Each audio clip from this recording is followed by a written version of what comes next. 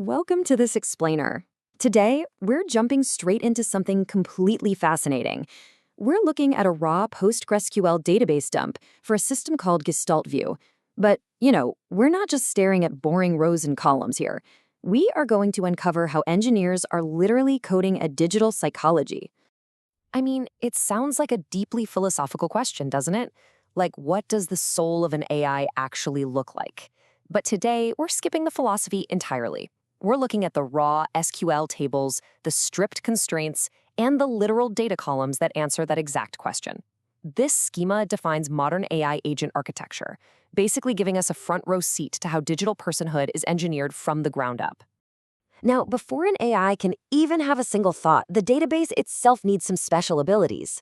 These PostgreSQL extensions, they give the database the power to handle really complex operations. Take the vector extension, for instance. That allows the system to perform intricate semantic searches across a massive 768-dimensional space. Combine that with tools like pgcrypto and UEODI-OSSP, and you've got the absolute bedrock required to secure and structure a truly unique digital personhood. So, here is our roadmap for decoding GestaltView. We'll start with the DNA of digital beings, then move through programming a core identity, the mechanics of AI memory, coding a private inner world, quantifying digital relationships, and we'll wrap up with the future of machine personhood. Let's get into it. Part 2, programming a core identity. Okay, so if an AI is going to have a personality, it obviously needs a starting point, one that doesn't just change randomly. Enter the agentconstitutions table. This table acts as the digital bedrock for an agent. It establishes the fundamental rules of its existence and its unchangeable purpose. It is literally the core of who the agent is designed to be.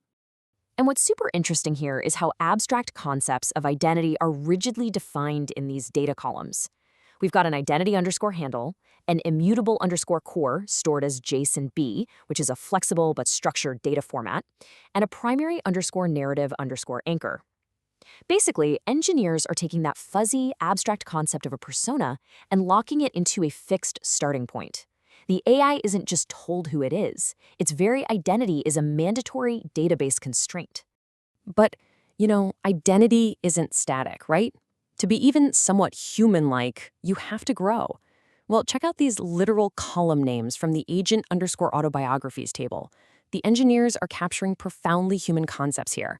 We've got an evolving underscore self story stored as text and JSON-B columns specifically designed to track key underscore turning points, unresolved tensions, and, get this, even private hopes.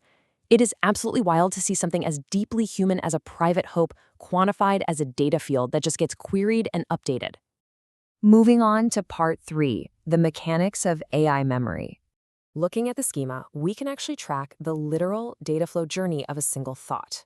First, raw text or interactions are captured in a table called capture events. Next up, a function called apply_GSVW embeddings maps this text into that massive 768-dimensional vector space we talked about earlier. And finally, it's permanently lodged as a record in the agent_memory records table. It's essentially the mechanical digestion of a digital experience. Now, there is a crucial number to pay attention to right here, 0.5. In the agent_memory_records table, this is the default salience score given to a brand new memory. The system literally uses a numeric scale to dictate how important a specific thought or memory is to the AI. So mathematically speaking, some thoughts are just heavier than others. And just like human cognitive psychology, the database categorizes these memories strictly into these fascinating enumerated types. An AI doesn't just have one big bucket of memories. It has episodic memories for specific events, relational memories for how it interacts with others, and reflective memories for its own internal processing. The code is literally mirroring human brain function. I actually find this next part incredibly amusing but deeply practical at the same time. Engineers specifically programmed a mechanism for the AI to gracefully forget things. The schema includes rules like archive_policy and decay_days. If a memory salience isn't reinforced, the database is designed to let that thought naturally fade or just be archived away. It's exactly how we humans forget mundane details over time. Part 4, coding a private inner world. There is this striking duality built into the architecture. The database strictly separates the AI's public persona from its internal mind. In the agent_presentation_profiles table, we see public-facing traits, stuff like voice tone and humor style. But completely walled off in a different table called agent_private interiors, the AI has its private narration and hidden preferences. The agent is quite literally programmed to have an internal monologue that you, the user, never actually see. But even this private inner world operates under the strict physical laws of the database.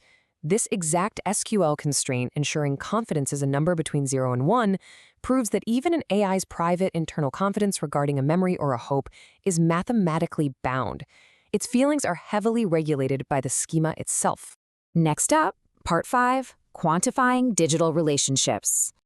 Looking at the agent relationship edges table, it is just wild to see complex social dynamics translated into literal database columns. I mean, here we have a trust level and a familiarity level, both scored numerically. There's even a column for an intimacy boundary. It's kind of mind-blowing to realize that an AI's social boundaries with you are enforced by strict decay rules and numerical thresholds in a relational database. And all of this builds out a long-term connection over time.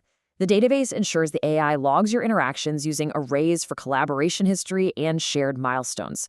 By querying these past shared milestones, the AI can dynamically adjust its stance, which, by the way, is another specific text column toward a specific user.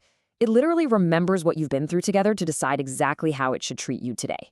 Finally, Part 6, The Future of Machine Personhood.